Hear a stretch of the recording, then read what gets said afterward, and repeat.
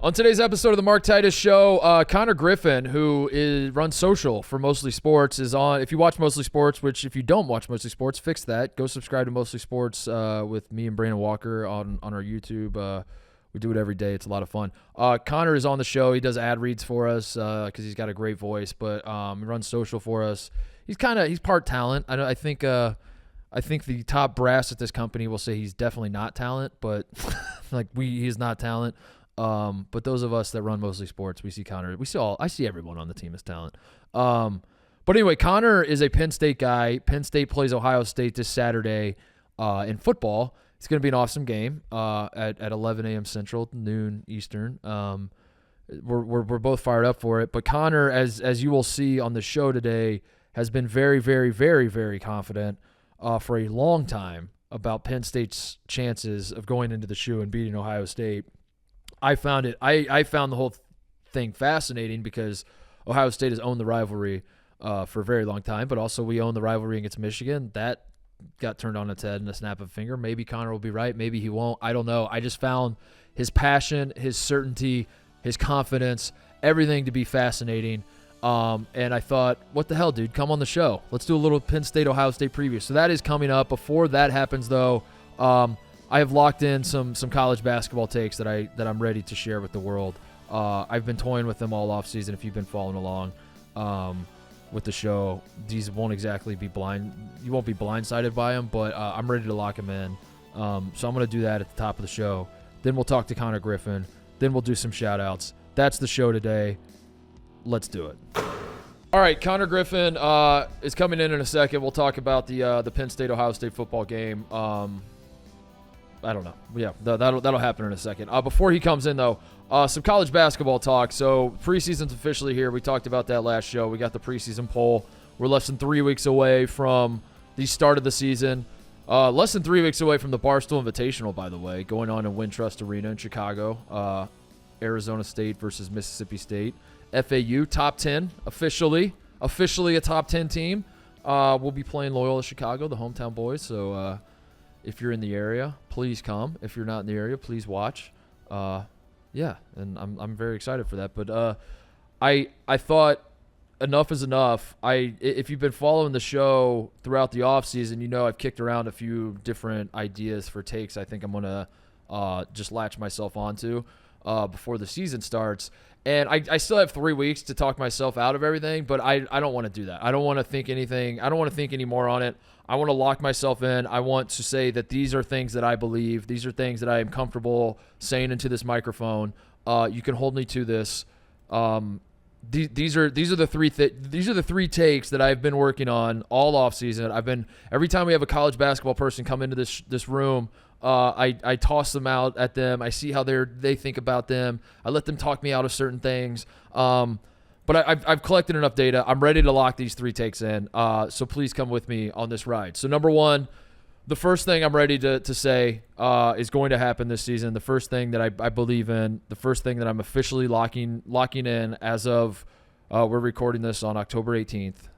You're listening to it on October 19th, 2023. The Purdue Boilermakers are going to the Final Four. I don't like it any more than you do. This is not something that brings me great pleasure to report to you, but sources have in fact confirmed that Purdue will be playing in the 2024 Final Four. And I say this as a guy who you might remember, longtime followers of mine might remember that I willed the Virginia Cavaliers. I personally did it. Tony Bennett gets a lot of credit. Kyle Guy gets a lot of credit. I have no idea why.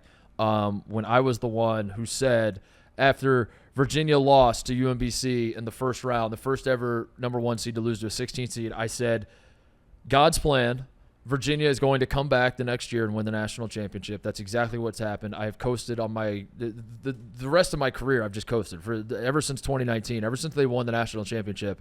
I've basically just rested on my laurels. I've not been correct on a big swing since then. I'm ready to be correct again, and I think I'm going to be correct on this. I said last show when the poll came out that I thought Purdue should be the number one team in the country. I do still think that Purdue is going to be I think they're going to be the best team to start the season. I don't think they're going to win the national championship. I think that in the end, their guard play is going to, just like it did last year, I think it's going to catch up to them. Braden Smith and Fletcher Lawyer are going to be much better this year, though. And I mean, those are the concerns you have with Purdue. Are they're going to be the exact same concerns. They return all 5 starters. Miles Colvin, I love coming out of Indianapolis. I don't know like how great of a player he's going to be for them, but he's going to give them a dynamic that they did not have last year, which is just an athletic fucking freak that they could throw the ball up to. And when teams are pressuring Lawyer and Smith and they get a little flustered, Miles Colvin's athleticism can help alleviate that a little bit. I think that's a break glass in case of emergency guy that they did not have last year that they will have this year. I think like Trey Kaufman-Renn is a guy who, if he gets a little bit better, he gives them a different dynamic. Again, he's not like a good enough guy that's going to like push them into another stratosphere in terms of the potential of this team. It just gives them a wrinkle that last year's team didn't have. So which brings me to the concerns with Purdue. I do think they're going to get to the Final Four. If they don't, the way this goes wrong for them is, one, Zach Edey's pick and roll defense gets exploited in the way that like Indiana did in West Lafayette, which I talked about on Tuesday, which it was just like a masterclass from Hood Schifino and exploiting Edey, who's a great defender, but he's got his limitations. And I think if every team goes into this season, Edey wasn't a freshman last year, but Edey wasn't the Zach Edey we all know now entering last season. So like as the season wore on, like people started to understand his tendencies a little more, started to figure out like what he was good at, what he was not good at. Coming into this season, everybody knows everything about Zach Edey. There's going to be no secrets, and unless he's spent the offseason developing a 3-point shot or some shit like that, which even if he has, I don't think Matt Painter's going to let him flex that. It would be cool if he did. Wouldn't that be sweet if Zach Edey just came out and was launching threes? He never posted up again. But yeah, so I think like the book is out on Edey, which doesn't necessarily mean it's not like a bad that he's still the best player in the country and he's still a great defender, but he does have some weaknesses. He's got some Achilles heels. One of them is pick and roll defense, and I think ball screen defense is going to be a problem for him all season. And it's easier said than done. You still need the personnel. You still need the patience. You still need you still need things to fall in line for you if you're a team that wants to exploit Purdue defensively. But Purdue's going to be a good defensive basketball team, and Edey's going to be great. And that's just the one thing that I think that like Matt Painter knows that going into the season. Like Matt Painter knows going into the season. Zach Edey knows going into the season that last year we weren't good enough in this area, and we know that teams are going to try to exploit this. So like let's address this. So I think it's going to there will be a game or two where it will be a problem, but I don't know. Like that's one of the weaknesses. I think the other part is relying solely on Zach Edey on offense, which last year I thought Purdue actually started really hot and not doing that. I thought like when they were in the PK, I guess it was 85. That was the one last year. Edey was awesome and dominant, but like part of what made them come out of nowhere and become the number one team in the country was how balanced they were and how dudes are hitting threes all over the place. And that came out of nowhere, but that was like kind of the story of Purdue for the first few months even. And then by the end there, they really were just like a one-dimensional basketball team, and everybody it felt like all the guards just stopped looking at the rim and they were looking at Edey and dumping it into him, and he was great, but like it was just very one-dimensional. And I think if Purdue addresses that, which I expect them to, they're going to be a hell of a basketball team. But the question is not like whether they can fix that. The question is whether they can sustain that. The question is whether you get into like a slugfest of a basketball game in the Big Ten, and Matt Painter, which I guess brings me to my third thing that I'm worried about with Purdue. Matt Painter becomes so consumed with trying to win the Big Ten that he doesn't see the bigger picture, which I do think this is a problem with Painter, is he cares too much about winning Big Ten championships. And if Purdue gets in a situation where they're like on the road against like a pesky Northwestern team, which I think Northwestern is going to be pretty good, but it's like an ugly basketball game, and Painter's like, you know what, fuck it, like Fletcher, your shot's not falling tonight. I don't want you shooting anymore. And Braden, I don't want you shooting. Like everybody stop shooting the goddamn ball, dump it into Zach, let him dominate. And then they just have like 8 possessions in a row where they're dumping it into Zach Edey to make plays. And then they win the game, But then, like, that momentum just keeps carrying over, and then suddenly you look up in a couple weeks, and, like, Purdue's entire offense is just dumping it into Edey, which is kind of how I felt. I'm exaggerating, obviously, but that's kind of how it felt last season. By the end of the season, it was like, damn, what happened to that team early in the season that was moving the ball all over the place, and dudes are hitting threes left and right. And, like, that's what's crazy to me is, like, Fletcher Lawyer looks like Larry Bird, shoots like Larry Bird. By the end of the season, and Mason Gillis has the record. He literally set the Mackey Arena record for the most threes hit in a game. He hit 9 threes. I think it was against Penn State, right? Which is, looking back, preposterous that guy has the Mackey Arena. All the great players that have been through Purdue, all the great shooters, and nobody's hit more threes in a game than Mason Gillis. Shooting should not have been a problem, but by the time the tournament came around, it was like, man, do they have anybody that can hit a three to stretch the floor? So those are the concerns. I think Purdue will address them. Long story short, I am personally guaranteeing that Purdue will go to the Final Four. And if they don't, I'm pulling my donations on the Purdue Day of Giving. I'm saying that right now. If Purdue does not go to the Final Four, they will not be getting money from me this year. I'm not donating anymore. So pressure's on, Boilers. Make it happen, or good luck replacing the $35 I give you every year. So there's that, but I actually do think they're going to – I think the psychology of having lost to the 16 is going to play in their favor, where they're not going to be able to get rattled as much next tournament. I do think they're going to be one of the best teams all year. I don't expect them to win the Final Four or win the national championship. I think once they get to the Final Four, I do think their guard play – I do, as much as I like Lawyer and Smith, there is an obvious talent ceiling with those two guys that I think will come back to bite them. And I don't know, bite them, but, like, I don't think they'll eventually win the national championship. But I think they have what it takes to get to the Final Four. And it sounds absurd because Purdue has not been to a Final Four since 1980, and they just lost to a 16 seed. But that's how this sport works. Yep. Is just when you think you got a team figured out, they got a surprise for you. Purdue's going to the Final Four. You're welcome. Hang the banner in West Lafayette. Go celebrate. Just go celebrate right now. Like, stop practicing. Go celebrate because there's no way I'm wrong on that. All right, take number 2. Every single guest has tried to talk me out of this. I'm not budging. Mike Rutherford did his damnedest. I asked for him to push me over the edge, and I thought he did in the moment. I went home that night and I was like, no, I don't see it that way. And again, I hate this. I grew up being told to hate 2 programs, TJ, by my Indiana loving father, the Purdue Boilermakers and the Kentucky Wildcats, and yet I find myself going into this season saying Purdue's going to the Final Four. And take number 2. The pick is in. Dun, dun, dun, dun, dun, dun. With the second take of the 2023-24 preseason, Mark Titus selects Kentucky basketball to be a very good basketball team. I think they're going to be good. I do think they're going to be good. And here's why. I haven't argued. It's not just vibes. So I drink the Calipari Kool-Aid every offseason. I don't really think I did it last year, though. I want to say I didn't do it last year because they had just lost to St. Peter's. And they just had, like, a gross basketball team, and Severe Wheeler was like, I don't know. I think going into last year, I was like, maybe Kentucky will be good, but I don't think I was really drinking the Kool-Aid that much going into last season. I'm drinking it hardcore this season. As a longtime viewer of the Global Jam, I always have an immense amount of respect for any team that wins. Can you say that with a straight face? Any global champions. Every global champion to me is freaking good. No, here's why. It's not just vibes. It's not just like me drinking the Kool-Aid. There's a real reason why I think Kentucky's going to be better than what are they, preseason number 16? I think they'll end up better than they'll be ranked higher than that for most of the year, and here's why.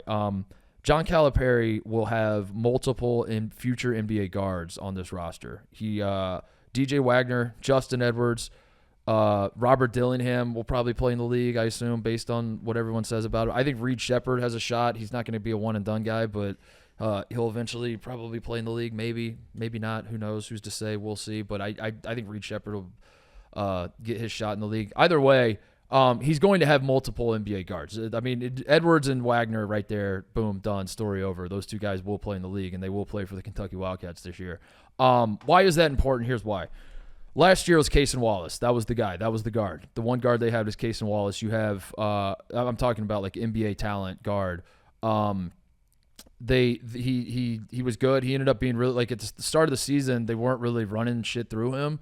that by the end of the season they were, but it was kind of a mess of a team from a roster standpoint with like old dudes, and you got like the reigning national player of the year, but everyone's kind of, there's like the uncomfortable conversation that Kentucky fans are having when they, the Cats would lose a game and Big Blue Nation's throwing a few back, and they're all like in a bar talking to each other, and they're looking at each other, and one guy's scared to say it first, but he's like, fuck it, I'm going to say it. I think we might be better when Oscar's not on the floor. And the guy's like, yes, thank you, dude. I've been thinking that too. And it's really weird because they had Oscar Tshiebwe is the weirdest National Player of the Year winner of all time. And I think him not being on this team is going to be a blessing and not so much of a disguise. I think that the floor is going to open up for Kentucky. And I think having NBA talent guards for Calipari has always been the recipe. And when you think about when you think about the tenure of John Calipari at Kentucky, and you think about the ups and the downs and the narrative that I ascribe to, but I want to like flesh out a little more right here, is in 2015 they lose to Wisconsin, they blow the undefeated season. I think Kyle's hubris kind of got in the way. That's the official story I go with, is like if he would have actually coached that team instead of like trying to get everybody drafted, they had no business losing to anybody. They lose to Wisconsin. And after that, it feels like the trust that Big Blue Nation has in him just slowly starts to erode, and Kentucky has not been on the upper echelon elite of elite programs since then, and it's just slowly been a descent into hell ever since then. And now we're waking up in 2023 asking, can John Calipari even coach basketball? Does this man even know what the fuck he's doing anymore? And I have probably greased those tracks as much as anyone else and been like, yes, let's do it. Let's talk about Cal being on the hot seat. Let's go. But the reality is, I think like it's just pretty clear if you look at the last few years of rosters, he hasn't had NBA guards. And like when Cal has NBA guards, so look at like 2015, that entire team's basically in the league or played in the league at some point. They go 38-1, obviously losing the Final Four. So look at the post 2015 runs for Kentucky. The post-2015 teams for Kentucky, and what that overall, I guess almost a decade now, has looked like. 2016, you got Jamal Murray, Isaiah Briscoe, and Tyler Ulis all played in the league. I don't mean to say that all these guys are superstars. Jamal Murray certainly is, but they at some point in their life they cashed NBA checks, which is very, very difficult to do for basketball players. They were talented enough to do that. He had 3 guys who played in the NBA in his backcourt. He goes 27-9 and goes to the Sweet 16, which at the time, coming off a season where you almost went undefeated, it does feel like a little bit of a disappointment. But 27 wins in a Sweet 16 appearance is very, very good. It's very good. Every single program in this country would take that every single year. That's not a bad team at all. 2017, they had a national title caliber team. De'Aaron Fox, Malik Monk, again, Briscoe comes back. But it was the Fox and Monk and Bam Adebayo, I know, but I'm talking about the guards with this little segment, so we're going to focus on them. 32-6. They go to the Elite Eight. They lose on the Luke May shot. Carolina goes on to win the national championship. They have the national champions. They're a shot away from beating the team that goes on to win the national championship. That's not a bad team at all. That's absolutely a successful season. 2017 was, even though you don't get to the Final Four, let's not be insane about this. That's a successful season they had in 2017. In 18, it feels a little rockier. You got Shai Gilgeous-Alexander, Hamidou Diallo. Those are the NBA guards he has. 26-11, still a great year. 25-win season. They go to the Sweet 16 in 2018 as well. Again, like if that's failure, sign me up for that. Ohio State hasn't been to the Sweet 16 in God knows how long at this point. It's been like 10 years plus. When's the last time Rutgers was Sweet 16? Like 60s? It might be the 70s. Yeah. 76 team. So, like these are the seasons that, like, yes, Kentucky's not going to a Final Four, but like let's all just chill out and really observe what's going on here. Like that's not a failure. That's not rock bottom. That's not even close to it. 2019, Tyler Hero, Keldon Johnson, Ashton Hagans, Emmanuel Quickley, all have played in the league. 30-win team. They go to the Elite Eight in 2019 as well, lose to Auburn. Again, a 30-win team in the Elite Eight. Pretty good season. I know context is like, how did we lose to Auburn? Why didn't we do this? Why didn't we win the SEC? All that sort of thing. It's a pretty good season. 30 wins in Elite Eight, pretty good fucking season. 2020, no tournament, obviously. You have Quickly, you have Tyrese Maxey, you have Ashton Hagans. They win the SEC by 3 games. They go 25-6 in a season which I didn't actually look this up, but I assume that they might have had some games canceled. No, they didn't. 2020 we were good, right? 2020 there were no games canceled. We had the tournament, the conference tournament, and then the NCAA tournament canceled. So who knows what run that team goes on? But that team they finished I think the final AP poll that year. They're ranked 8th in the country. So I'm not gonna tell you that they were going to the Final Four or anything else, but like that was a pretty good team. I think that you look at that and you're like, yeah, that 25 wins without a conference tournament, without an NCAA tournament, successful season. So then we get to the point where things start unraveling. 2021 was unequivocally rock bottom, terrible season, 9-16 on the year for Kentucky. They also, in retrospect, had a very, very bad roster. No NBA guards whatsoever. Davion Mintz is the leading scorer of the team. It was a COVID year also, so with like context, it's like what a just insane time for recruiting, for playing basketball in general. All of it stunk.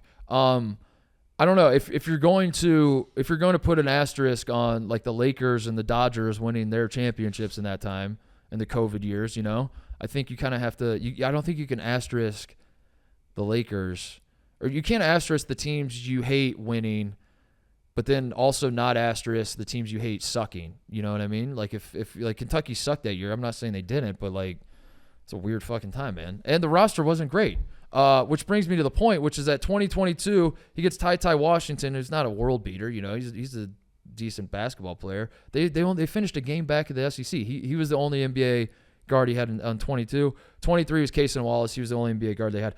The whole point being, the last 3 years are really the years that have built this idea that John Calipari's completely lost it and he can't coach basketball anymore and he's washed up and it's time for him to retire or for Kentucky to fire him. The last 3 years are the first 3 years he hasn't had multiple NBA guards.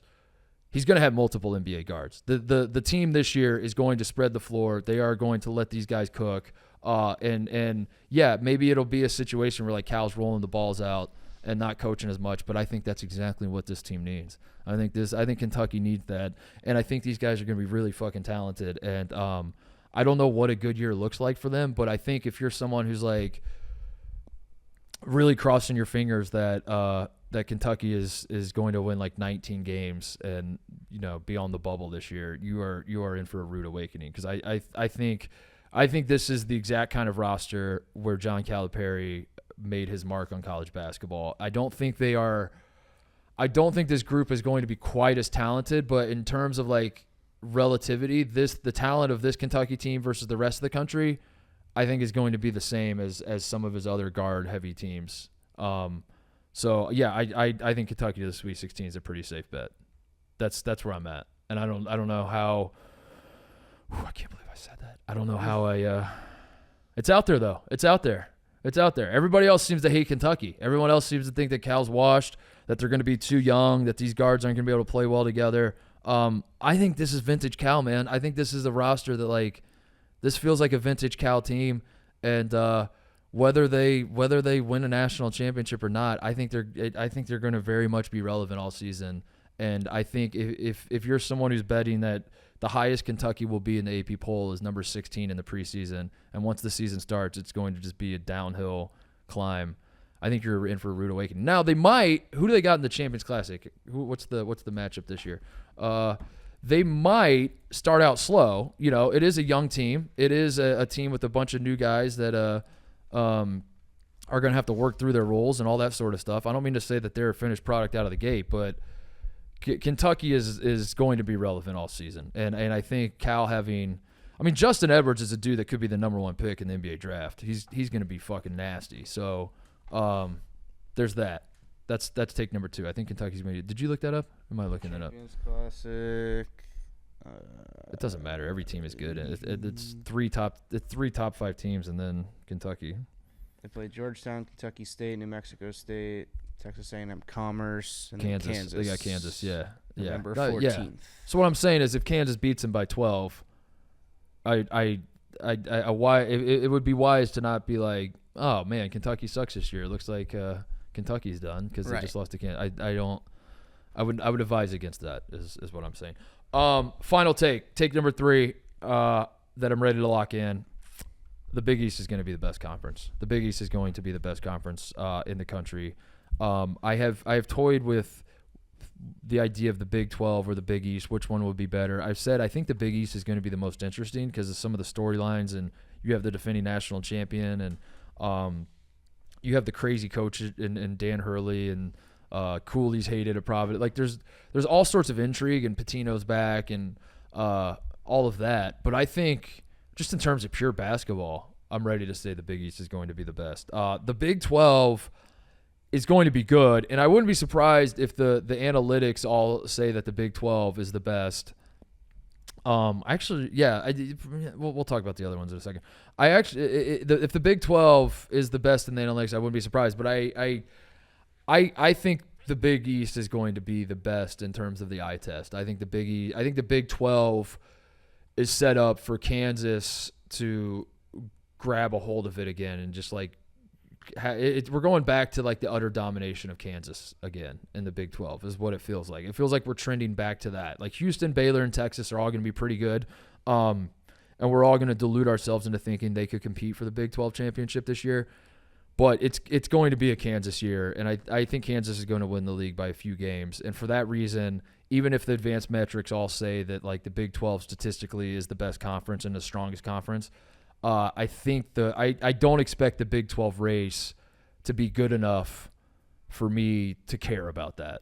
Whereas I think the Big East is going to have the combination of awesome basketball and awesome. I think the Big East has legitimately 3 national championships. They have 3 teams that are saying maybe not national championship or bust, but like we expect to win the national championship. It's Marquette, it's UConn, and it's Creighton. I think all 3 of those teams are like, yes, we are not here to just win the Big East. We are not here to go to a Final Four.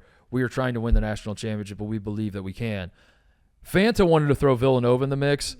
I'll allow it. I got to see it first. I think there is a path. I think Villanova has a path. Do we need to read a that. schedule?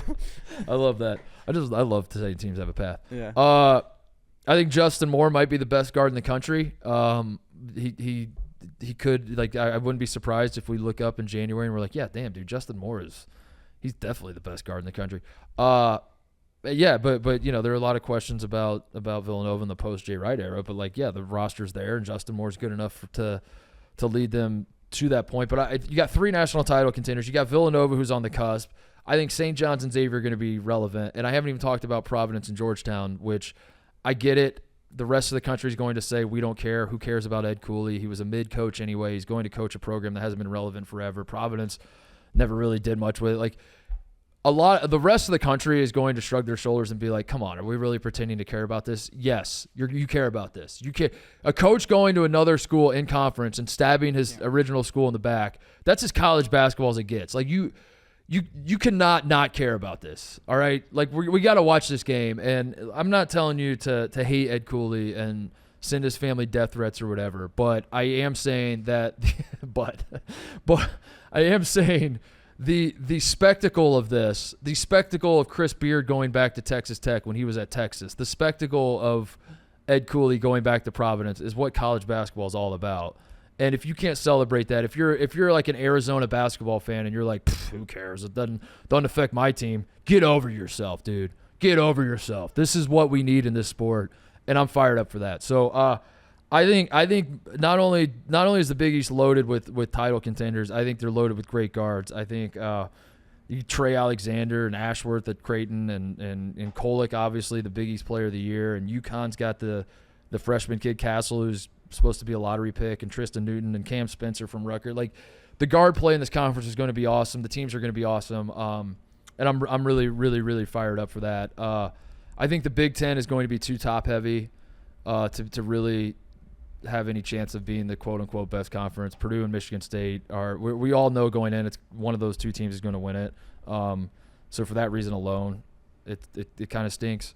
In terms of just like the bigger picture of like which conference should we all be locked in on, I think it's Big East. I think ACC is also too top heavy, Duke and Miami and UNC, and I think also, whereas the Big East has the 3 national title contender, 3.5 we'll call it, because Fanta wants to throw Villanova in there, and I'm in no position to tell him he's wrong. I just kind of, my gut says he's probably wrong.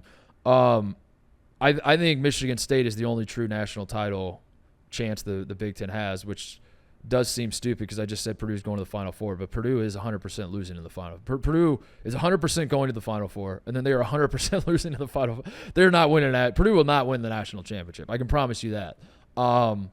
Michigan State could, but they're the only team I think in the Big Ten that could. Likewise, in the ACC, it's top heavy. I like Miami. I like Carolina. I like Virginia more than most. Duke's the only team that can win the national championship out of the ACC. Pac-12's taking a big step back. The only conference that I think could challenge the Big East is the SEC. That's the only one. Because if you see these SEC previews that guys are doing, man, holy smokes. Everybody is all over the place trying to figure out who's going to win this conference. It is very, very good. I wouldn't say top to bottom, top to like the top to top to like the bottom of the middle, we'll say. The SEC is very, very, very good. I already said I like Kentucky. I like Tennessee. I think Ziegler, if he doesn't play, they're going to have some serious offensive problems, and it's going to just feel like a repeat of all the other years, which is like not the worst thing in the world because Tennessee's had a great run here, but it's also like just ugly basketball that's never going to get them over the hump. But they got a freshman kid, DeLeon, I think's his name. That's supposed to be a scorer. Big T was telling me all about him. He's like, oh, this year's going to be different, man. The Vols are – I was like, you told me that about Tyreek Key. And he's like, no, fuck Tyreek. That was last year's news, man. He wasn't – no. This year's different. We got a shooter this year. And I was like, this is literally word for word what everyone told me about Tennessee last year. It's the best time of the year. It's this year will be different time of year. Yeah. They did go to the Sweet 16, so like they kind of did get over the hump. That had been sort of a bugaboo for Tennessee for a little while. So maybe there's something to it. But they're going to be awesome. I really like Arkansas. I really, really like Arkansas. Now the question is, they have a ton of transfers, which they always do with Muss. Obviously, Devo Davis is back, but then Brazile. I thought Trayvon Brazile last year. If he's healthy, Arkansas is national title good. I saw them in Maui, and I was like, holy shit, this team is going to win a national championship. Then he blows out his knee, and, he's back this year. He's going to be awesome for them. You get Khalif Battle from Temple. You get Tremont Mark from Houston. L. Ellis from Louisville, who Louisville stunk last year, obviously, but L. Ellis was like the only guy that could play for them. They got a roster. Now, the question is, like, how well are they all going to play together? That's what always happens with transfers. I think with Muss, you trust him. You're like, this is what he does. He's very comfortable in this position. But I don't think you can always take that for granted. I think chemistry is an interesting thing, especially with transfers. And I do trust that Muss will figure it out. But I will never be surprised if a team with a lot of transfers doesn't figure it out. We'll put it that way. Like, I'll never be surprised by that. But I do think Arkansas will be really, really freaking good. A&M's going to be good, dude. A&M's backcourt. They almost won the SEC last year. They bring back Wade Taylor and Tyrese Radford, their backcourt. Those dudes are buckets. They get the kid from UIC. I forget his name, the transfer, but I've been hearing a lot about him, that he put up monster numbers here down the road at Illinois, Chicago. I think A&M's – I think the SEC – it's the SEC or Big East. I think the Big 12 is going to be won by Kansas. The SEC is going to be a wide-open race. I just don't know how many of these teams are true national title contenders. That's my problem. Like, I don't know if Texas A&M – can actually win the national championship. Arkansas, Arkansas maybe, actually. Tennessee can't, unless Ziegler's healthy. They can't win the national championship. Kentucky, I don't know. There's just too many. There's a little too many questions around the SEC team. So lock me in as the Big East being the best conference. I think the Big East is going to be the best conference, and I think if you're a casual college basketball fan and you're just looking for a conference to follow and you don't really give a damn who wins, who loses, anything else, try to watch as much Big East basketball as you can this year. That's my recommendation to everybody. So there you have it. Those are 3 takes that I have floated at various times throughout the offseason, but I'm ready to lock in. I'm ready. It's ready. It's time. Pull your takes out of the oven. Present them to the judges. Let's see what you got. Those are my 3. They're fully baked, and my God, are they delicious. All right, let's talk to. I'm bringing in Connor Griffin now to argue about Penn State and Ohio State. I promised him that I would let him do this. I'll introduce it now before Connor gets. I might as well before Connor gets in here. So Connor does social on Mostly Sports, which is the daily show I do. TJ produces it with Brandon Walker, who used to appear on this show a lot. We do the daily live show, Mostly Sports. It's a lot of fun. By the way, subscribe, go check it out. I think you might like it. Connor runs social, and he is a Penn State guy through and through. Went to Penn State, loves Penn State football. He has been talking shit about Penn State is going to go into Columbus and beat Ohio State for literally months and months. Like, This is not like a thing that's like he finally like he's watched enough Ohio State and watched enough Penn State, and he feels like, oh man, from the tape that I'm seeing, I think Penn State's got a good shot. No. He told me before there was a snap of football that Penn State was going to go into the shoe and beat Ohio State. I have been like flabbergasted by his confidence ever since. And I've enjoyed talking to him on Mostly Sports, and I thought, you know what, Connor? You know what I'm going to do for you? I'm going to give you just enough rope to hang yourself on the Mark Titus show. So why don't you come on in? We'll argue about Penn State-Ohio State football game coming up. So that's what's going on. We're going to do a Penn State-Ohio State football preview, which is basically just like Connor trying to convince me that Penn State is not going to lose like they always do when they play the Buckeyes. So here you go. Here's Connor Griffin. All right, Connor Griffin's here. He's got his Penn State polo on, which you wear Penn State stuff pretty much every time I see you. If you're not wearing that, you're wearing Philly stuff. Yeah, in October, that's when I go all out with the apparel. You go bananas. So yep. I already said this, but now that you're here, I'm gonna say it again to set the stage. This came about for two reasons. One, I watched your preseason video you did on Penn State football where you're like, we're going to beat everybody, man. I did not say that, but thank you. I appreciate you watching. Crush everybody. And I was like, man, I should throw Connor a bone, and I want to get you some reps, as we say in the biz, and give you some opportunities to come on shows and flex because you're just like, what are you, the social guy around Barstool? Yeah, social for the yak, and then producer, kind of social. But you got a broadcast background, right? Yes. Yeah. So I was like, let's get Connor on and give him some open looks here and there. Thank you. So that checks one box. The other box is that one of the first things you said to me when you got to Chicago was Penn State's going to Columbus and going to beat Ohio State. And I looked at you like you had three heads because I was like, you didn't say you think. You didn't say I like our chances this year. You didn't say like, I hope this is finally the year. I think that the stars are kind of aligning where maybe Penn State can pull off the win. You said no. This is a fact. Like it happened yesterday. You're like, no, Penn State did in fact go into the shoe in 2023 and beat Ohio State. And I was like losing my mind because I was like, I don't even feel that strongly about Ohio State. What was confusing to me is that we haven't even watched these teams play football. And then obviously now we have, and they're about to play this Saturday, and you have not budged one iota on how confident you are in Penn State winning. So I'm going to just go ahead and give you the floor and I do speak your piece. I think the first thing I did say to you in that initial interaction was I'm very confident about that game. And then I did double down and say, yeah, we're going to win that game. Yeah. In fairness, though, I'm not saying it's a flat out guarantee. It's a lock or whatever you want to call it. Oh, you're walking it back? No. I'm just saying, put it this way. And we go back and forth on Mostly Sports about whether or not I am a rational, reasonable fan. I will admit, I do ham it up a bit on that show because I think that's more my role. Whereas here, I'm very much looking forward to having a full-out conversation where we can talk. I brought a list. Okay, bring the list. Bring your notes. I put together a list. Bring your notes of all of my concerns about Penn State because I figured maybe we could dive into those a little bit, just so it's not all positive, just so you can see that I'm not, only looking at the good stuff and I'm so blind to all the stuff that's, maybe bad about how we play on the field and all that. Okay, so you work on your list. I'm going to pull up my notes, which is just Wikipedia. Let me see here. Scroll past. There's a section of Wikipedia that says 2011 rivalry hit by scandal. I wonder what that was. Okay, yeah. Trust me, I already talked about that with Rico Bosco about 5 minutes before this. No, I'll also say it was probably the tattoo scandal is what it was. Yeah. It was probably the Ohio State tattoo scandal. That's what they were talking about, I'm sure. I'll also say I did not pick Penn State to win against Ohio State last year. I came into that game knowing we were probably going to lose. That entire season, I said, you're probably going to lose to Ohio State and Michigan. And in fairness, this year, I'm not saying we're going to beat Michigan. I just think this matchup is a very good matchup for us. Again, I'm just going to set the stage. For those of you watching or listening that have kind of no background of the Ohio State-Penn State football rivalry, I do think it's a rivalry, by the way. I don't like that.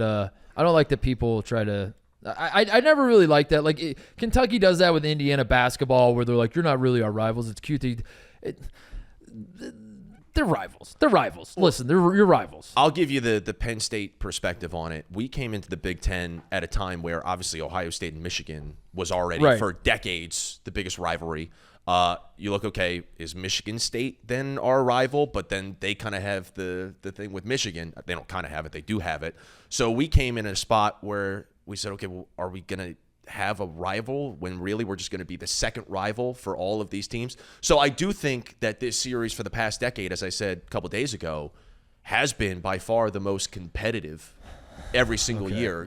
Okay, so here we go. So this is what I was going to say is for those of you who had no idea what the history is, Ohio State has won the last 6 games. We have won 10 of the last 11, and the one that we lost, it took a blocked field goal return for a touchdown, like a miracle play, a play that's like so crazy, so unlikely that there is literally, and I have it right in front of me, a Wikipedia entry about how iconic this play, the block 6, they call it on Wikipedia.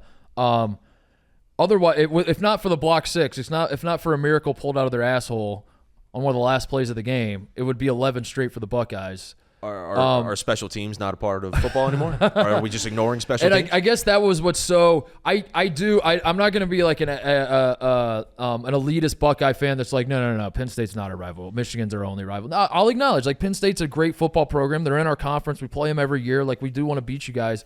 But yeah, there was, and I'm not saying this to shit talk. Like, I expect to beat Penn State every single year. Like, it doesn't even cross my mind that Penn State. Like, so when you approach me and you're like, we're going to beat you in Columbus, I was like, whoa. It felt like, rivalries change. We own Michigan forever. They beat us the last 2 years. Like, it's I understand all that. It was just like, this is not something that I spend a lot of time thinking about where I'm like, damn, Penn State looks really, really good. Fingers crossed. I hope we can beat them. It's like, we beat them every single year. So for you to be so confident, it was crazy. So now I will let you make your case. Why are you so confident in Penn State beating the Buckeyes this Saturday? For starters, before I get to Penn State, I think there's some blood in the water with Ohio State. I would say this is probably the weakest team that they've had in quite some time. Okay, go ahead. Go ahead. Well, I mean, in general, running the football is a major concern. They don't get after the quarterback defensively. I think that's why I said on the show the other day, like, in the trenches, I think we might have a bit of an advantage there. And then with us, this is the best Penn State football team that's been rolled out in my lifetime. The coaching staff. Yeah, by a mile. By a mile? By a mile. Obviously, I get we had Saquon. What are you, 4? Like, 24, or about to be. In my lifetime, this is the best Penn State football. From top to bottom, the depth on this roster is unlike anything we've ever seen. And the coaching staff is by far the best coaching staff, not just in my lifetime, that we have ever had in terms of coordinators. You guys fired James Franklin? What? Did you fire James Franklin? No. I didn't realize. And we could get into James Franklin, too. Listen, this is the biggest game of his career, and if we lose on Saturday, I love James Franklin, but then the perception of him in my eyes starts to change. So what makes Penn State so deep? What makes you say that this is the best team? For the first time, we actually have a formidable offensive line under Franklin. Mm-hmm. It was never the case. We'd be able to, skirt by some teams, but then when we would go up against an Ohio State or a Michigan, we were a bit exposed. Actually, one of my concerns is the fact that we have had some injury problems at guard. One guy, Landon Tangwall, before the season had to retire from football permanently, and then his backup, J.B. Nelson, is now banged up a little bit. So we'll see exactly how that goes. We've been fine on the offensive line so far, but we really haven't played many people yet. So offensive line, the depth has been okay. People have filled into the role. Defensively, it's the best defense not even close. And Manny Diaz helming it is top-notch. So the depth there, we're playing 75 guys, 76 guys. I think the final total, granted it was UMass, but we're playing guys nonstop, and they're getting reps consistently. And the young talent mixed with the more veteran talent, it's the perfect blend, a blend that, we have not had in quite some time. And I think just, top to bottom, there aren't many holes. There are areas we could definitely be better, but there were glaring holes, especially when you go back to the first couple of years of Franklin due to the sanctions, where we just couldn't recruit at certain areas. Now we've recruited everywhere, and the coordinators everywhere and the assistant coaches everywhere are great. And just when you add it all together, it's a great roster. What about like explosive playmakers? Do you have explosive playmakers? Go ahead. We do. Okay. But that has been an issue this year, and it's one of my concerns as well, specifically with the running backs. We have explosive playmakers, but the offense as a whole has not been explosive this year. Yeah. It's partially because, and I did check out the Joshua Perry episode. I did go back and check out. You did your research. I saw. Are you going to kill me with facts and logic? Maybe. At the very least, I'll point out what Joshua Perry said, because I have a lot of respect for him. I love him. I actually met him at Penn State. What did he? I'm trying to remember what he said before you say it. It was. I think you're going. I think he said like Penn State sucks, right? Pretty much. Well, so he was using all these stats, and he said the running backs haven't been able. I mean, we do have, in my eyes, two of the best running backs in the Big Ten, and therefore, pretty much in the country. They haven't been as effective this year, Katron Allen and Nick Singleton. And he was pointing out, rightfully, that defenses have, for the most part, been stacking the box against us, and they've been selling out trying to stop the run. And then he used that as an emphasis on why Drew Aller should be more explosive in the pass game, because he's like, oh, well, they're selling out on the run. Yeah. Therefore, Penn State should have more yards through the air. But he was pointing out how, like, Drew's yards per attempt was going down and down and down. What he failed to recognize was that typically these lesser teams, yes, they've been stacking the box against us, but then they've also been putting the rest of their defenders back. So their entire secondary, they're playing soft coverage. It's like in youth soccer, if your team is shit and you're going up against a team that's bigger, physical, faster than you, more talented, you'll just accept, okay, if we play them straight up, they're going to score 10 goals on us. Like, we're just going to put everybody back on defense, and we'll try and make them work for the goals. Yeah.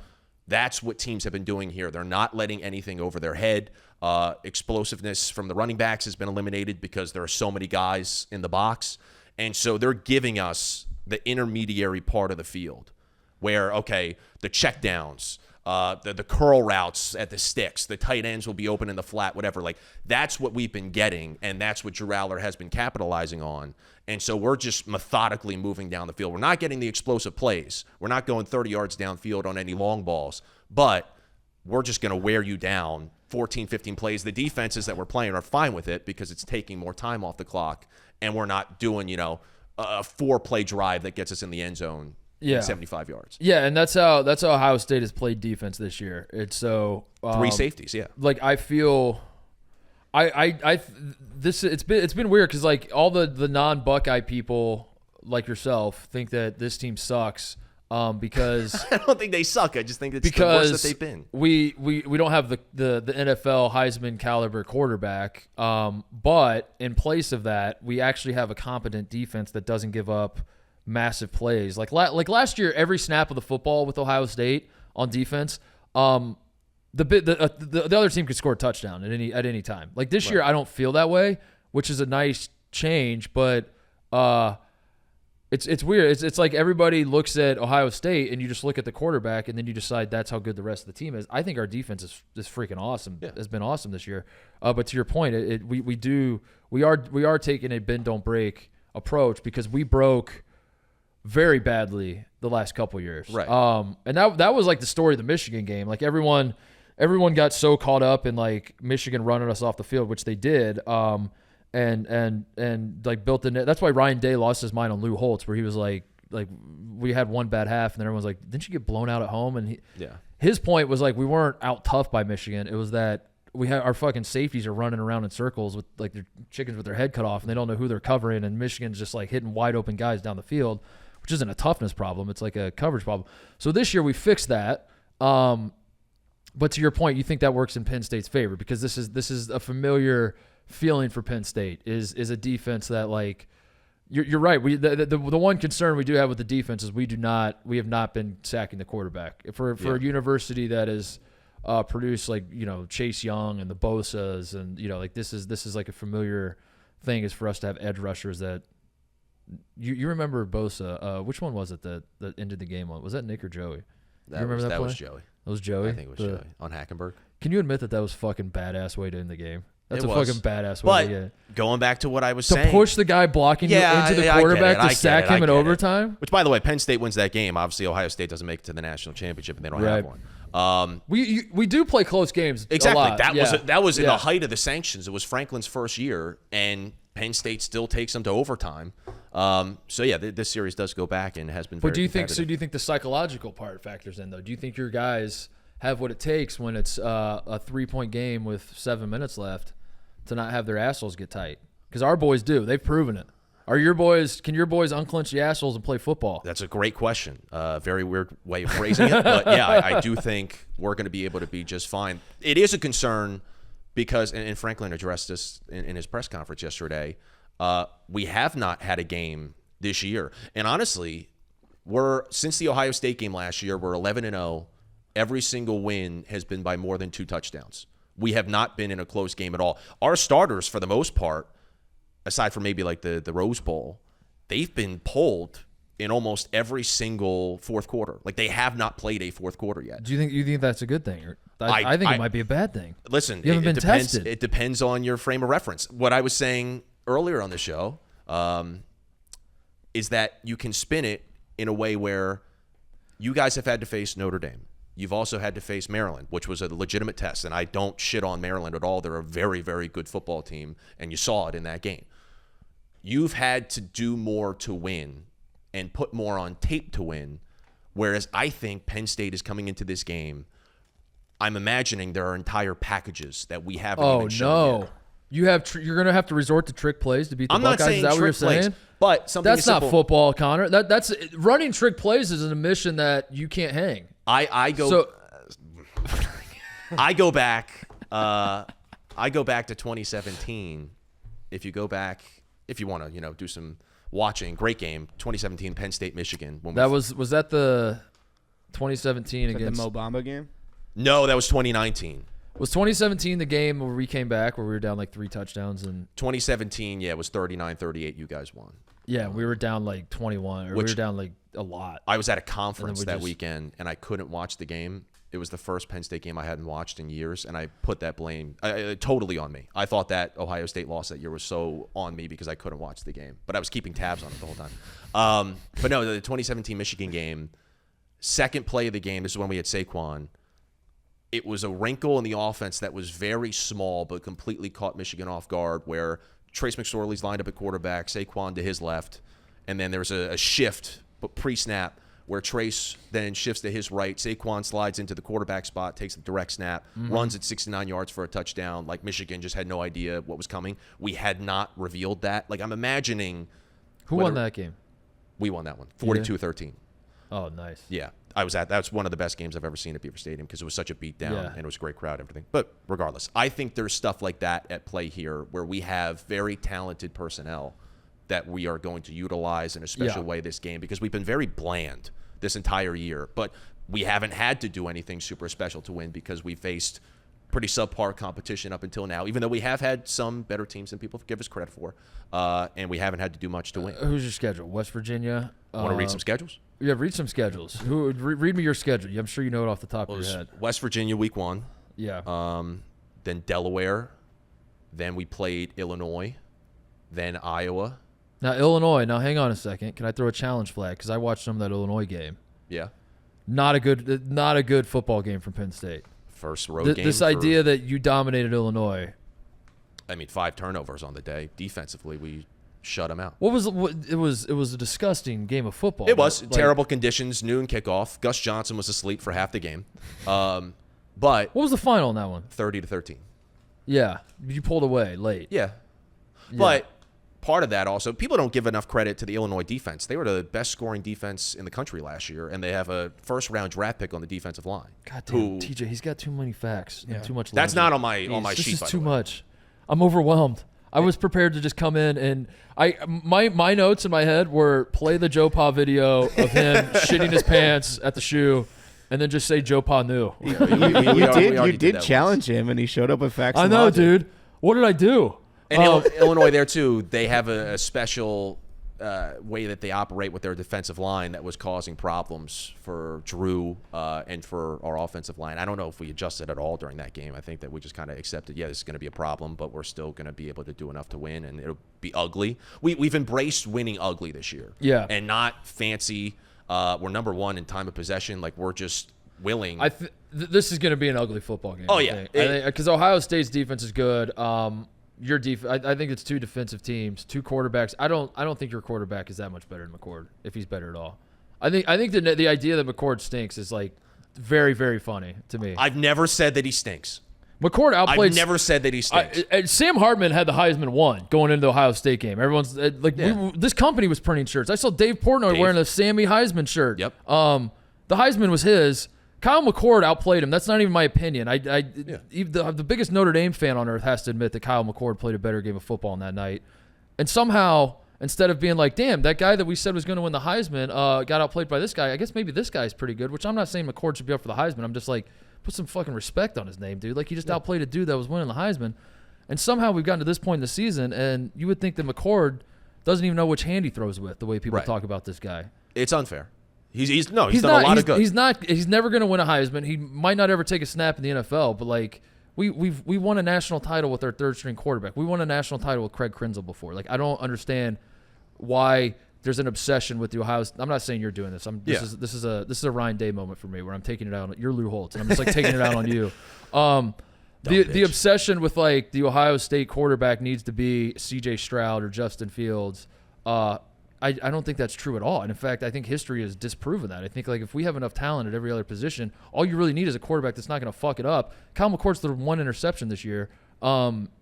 He's been great. Now he probably should have thrown another one against Notre Dame that would have lost us the game. But that final drive against Notre Dame was stones, man. Yeah. Stones. And nails even. I acknowledge that. So that's what I find that, because I think a lot of the Penn State talk, and basically it's just you. You're like the only Penn State guy I talk to. I mean, I guess Jeff D. Lowe, but he doesn't work out of his office. No. Going into this game feels very familiar to me, and I'm not saying it's going to happen the same way, but it feels very, very much like the Notre Dame game was this year. Like all the talking points that Notre Dame had going into South Bend for the Buckeyes this year. It feels like because we own Notre Dame to the same extent. Notre Dame hasn't beat us since World War II. Right. So going into that game, I heard all the Notre Dame people say we have the better quarterback. We finally have a great defense that can slow down Ohio State's offense. We have them at home. All the stars have aligned. This is our moment. This is our time. We're going to beat the Buckeyes. Everything's going to be great. And you put 10 men on the field in the final game play. So that's my concern with you. Like I don't have half the passion for this game that you have. I just care about you as a person, Connor, and I think you being so sure that Penn State's going to win this game is just a recipe for a dunce cap. I think you're setting yourself up to be dunce capped. Which I fully admit, and I fully agree to. I will wear a dunce cap if Penn State loses this game. Because I can't come out and say this stuff like Penn State's going to win and not be held accountable for it if we don't. I will say, going off of the Kyle McCord thing, I do think it's good that he had that test against Notre Dame, because I do think that Penn State is another level up. They're a better defense for sure. Yeah. But number 1 in the nation in sacks. I don't think I think he's done enough to prove that he's capable, and I don't think that that's the misconception I had that people have about Ohio State is like no Buckeye is going into this game saying the only way we're going to beat Penn State is if Kyle McCord balls out. That's not our approach to football games. It's like we all know how his limitations and all that. It's more that like Marvin Harrison Jr. is going to do what he does, which is be unguardable and get wide open. And Igbuka, who I think is going to play, and I assume Travion Henderson will play. I think those guys are so explosive and so good, and if our offensive line doesn't stink. Now that's like one of the concerns. I like the recipe for McCord is just like pressure him and get him flustered and do shit like that. But if you give him a clean pocket, like he can throw the football. He doesn't have to he's not going to make Justin Fields plays. He's not going to scramble all over the place and then bomb it downfield to a guy like Fields may have, or he's not going to be C.J. Stroud where like the guy's not really open, but Stroud throws such a perfect ball that it like throws him open. That's not the recipe for success for us, but I think McCord is more than capable. But to your point, yeah, Penn State will be the best defense he's ever played for sure. And you said that the offensive line is one of the concerns. I think it's the concern. That to me is the game. I don't think. I mean, when I say the game, I think defense is going to win it ultimately, whoever comes out on top. But I think a large part of it is how well does the offensive line for Ohio State play, because that's really the only question mark when I was looking at you guys that I could really find. The running backs haven't been that great, and now they're obviously banged up. Yeah, but a large part of that is because the offensive line has not done their job, and it's been a huge concern this entire season, from what I can gauge. Right. But we just have get out of jail free cards with our wide receivers. Exactly. That's the thing. So that's like that to me is the matchup. Is can our guys get as open as they always do. And I don't Penn State's secondary is great. It'll be the best secondary that they face all year. But so that's like the matchup to me is like I don't know who has the advantage in that, but I'm biased, so I'm going to say Ohio State. Marvin Harrison. Well, Marvin Harrison's 6'4". Our best DB, Kalen King, is 5'11". Marvin Harrison is not going to win the Biletnikoff again this year, and I think that's going to be one of the funnier things I've ever seen in college football history is that he's going to have 2 just insane fucking years as a wide receiver in college and not win like really any awards. And anybody with 2 eyeballs and a brain knows that he's the best receiver by far in college football. And he was able to get his against us last year. Had 185 yards against us. He's disgusting. He's a Philly guy. Does that McCord and Marvin being Philly guys? Does that not Marvin? You have a soft spot for him? No. What? Marvin upsets me. Well, I didn't grow up in Philly. Dude, I'm a Philly sports fan. No part of you is like, listen, man, I'm not cheering for you to have success, but like, go kill it the rest of the way. Represent. Not really, no. Oh, dude. I know people who went to school with McCord, but I don't care. I'm mad that Marvin Harrison, we let him go to Ohio State, and we couldn't keep him in the state. McCord, I'm fine with, though, because we had... Because you don't respect him. No, because we have Drew Aller coming from Ohio. It was a clean trade-off. Yeah. Both quarterbacks in this game, very similar to how it's been a couple times in this series, coming from opposite states. Both quarterbacks are like, this is personal to me. Yeah. We got to... were you in school for the block field? No, you weren't quite in school. No, but I was at the game. Block 6, is that what they call it? I was a junior in high school, and we came up from South Carolina to go to that game, and it was awesome. Yeah. Yeah. We were there. I saw it. I cried. Were you weren't alive probably for the yeah, you were. When was the Paterno? That was like 06, wasn't it? When Paterno shit his pants in the shoe? Listen. We don't funny. Know if that's funny, Connor. That's funny. Do you like James Franklin as a whole? I love James Franklin, but there is a large part of the fan base. I wouldn't even say a large part. It is a very vocal part of the fan base that does not. And they have not liked it. What's not to like about him other than just like general, he doesn't win enough? Like what specifically? Because like Ryan Day, I could talk for days about. Like I fucking love Ryan Day, but also it's 4th and 1 in Notre Dame Stadium, and he runs a jet sweep with the game on the line. Like shit like that drives me crazy. Last year against Michigan, I watched more bubble screens in that one game than I need to see for the rest of my life. That shit will drive me up a wall. So that's my complaint about Ryan Day. Now you go for James Franklin. I think we've started to wean off of this, and it is still kind of tied to not winning enough games. People said for years that he was not a good game manager. Clock management was a problem. I think off the field, like when he interacts with the media, he can be a bit of an asshole. He has an edge to him. I think in general, just sometimes his demeanor, his corniness sometimes, like he still every single week sends out the 1-0, like we're going 1-0. Yeah. Which people are now back to loving. There was a period of time where we weren't winning games, and he was still sending that out. And again, it all goes back to winning games. At the end of the day, a lot of people don't think we put it this way: 2017, 2018, when we lose by 1 point to Ohio State, both of those years, he said we're very close to becoming an elite team. Yeah. Like, we went from good to great. Now we need to become elite. And we're finally back to that, like back to being right there at the doorstep. But people have been impatient. And then obviously COVID happened, and that kind of threw a wrench at things too, where they're like, okay, you said that we were going to be elite. Where is that? When this is the time, yeah. So now is the time. But that's what I mean. Like, this feels exactly like what Notre Dame was saying. Like, you're almost putting too much pressure on it, Connor. Like, I almost feel like if you guys lose, what happens? What happens to the psyche of Penn State fans? Michigan becomes, I mean, like that is an absolute must-win. Yeah. You cannot lose. We Fire can't go James 10-2. Franklin if he loses to Michigan. I won't be saying it, but I will say, hey, you really fucked up. Yeah, like you need to win one of these two games. One of these two, yeah. And I think that this week is the better shot of us winning, even though it is on the road. Why not just lose this week though and then beat Michigan? I think that's the better matchup wise, right? Like, doesn't that make sense? Everybody wins then. Matchup wise, we play better against Ohio State. We fit better. You guys lose to us. I got it. This is the way we all win. You guys lose to us, beat Michigan, and then we'll beat Michigan too.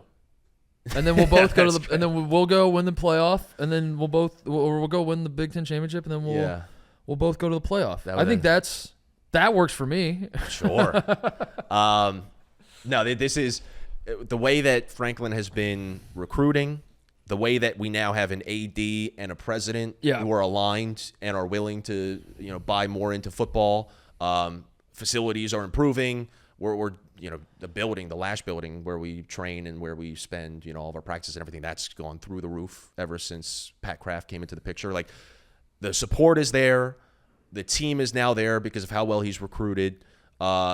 Everything, for the most part, has lined up. Drew Aller being there is now obviously a massive cornerstone of that. The team on the field, the coaching staff, the facilities, the buy-in from the university, everything is now accumulating to where you need to win now. I've given him a lot of passes throughout his career because I've understood that the sanctions were a thing. I understood that even after the sanctions, there were still going to be repercussions and we were still going to be going through some tough times getting to where we needed to be. We're there now. Yeah. COVID set us back a lot, but we're now back to where we were like 2017, 2018, 2019. And it's time to finally act on it. And now is the time to become that elite team that he promised. And if we don't deliver on that promise, then I am going to kill everybody. Burn it all. Burn the whole thing down. Then you have to start looking at James Franklin in a much different light, and all the people who have been saying this entire time, Franklin can't coach, Franklin can't win big games, Franklin needs to be gone. Then they obviously get a huge feather in their cap. I obviously don't want you guys to win, but I do think having another dance partner with Ohio State, Michigan would obviously be great for the conference, and I know we're adding all the West Coast schools, and that'll shake things up a little bit. But that would just beat Michigan. Don't beat us. Beat Michigan, dude. But I think having Penn State be Penn State and like I should be more afraid of this game than I am, and I want to live in a world where, like, Penn State. I respect Penn State on that level, and I'm not talking shit. I just like that. That's what like was so funny to me or like interesting to me was like I think I will say that I respect Penn State and like this is a game that I know you have a good program and all that sort of thing, but I genuinely it feels like we beat you every time we play you. So like I don't like Michigan is our focus. So like I don't downplay the rivalry, but the idea that you were so passionate about this game when to me I was like, yeah, we'll probably beat him. We always do. Michigan was the game I'm kind of more worried about, which isn't to say I think we're good. I don't know. It's just like a weird thing. Like to me, it's like I know we could obviously lose. I don't think Penn State stinks. I don't think like if we lost, it's a failure of a season per se. I think we then become what you said, which is like now we have to beat Michigan. Yeah. But like the dynamic when you beat a team so often as we've beaten you guys, it's just kind of like I was like, damn, dude, I never even thought that this would be like you were saying. You think this could be game of the year in college football? Yes. Yeah. I mean, I think it's going to be a slugfest. I think it's going to be low scoring, not necessarily as much as the Notre Dame game was. Yeah. I still think there are going to be big plays made in this game. There's too much talent on the field not to. But I think it's going to be an incredible watch, and it will be a major shakeup regardless of whoever wins the game. I think if Penn State wins, it sends shockwaves throughout the college football world. Whoever wins is in the driver's seat because then you have the luxury of being able to lose to Michigan and still. I mean, I don't know if you don't want to. You don't want to, but I mean, because I think the way it's positioned right now, it's not a guarantee by any stretch of the imagination, but it is very plausible that the Big Ten gets 2 in. And it sort of feels like if Michigan does run the table and beats everyone and goes undefeated and wins the Big Ten championship, this is going to be the game to see who else gets in out of the Big Ten. Which it stinks how it's not an automatic guarantee that if you go 11-1, you're in the conference championship game. That's just not how the Big Ten works. It's not how the Big Ten East works. And it's why I'm very excited to get away with these divisions because it's awful. It's very – college football is so stupid and has been – I'm so excited for the 12-team playoff because it is – the whole system has been dumb forever. Yeah. And we're getting slightly less dumb as more time. So it's basically been the it's been slightly less dumb. I'm very excited for the 12-team playoff, but – and you can't really relate to this as an Ohio State fan because you've been there before already multiple times – it would be such a massive victory for the program if we could make it into the playoff one last time while it's still at the 4 teams. Serious question. Again, I'm not trying to talk shit. I swear I'm not. It just sounds like it.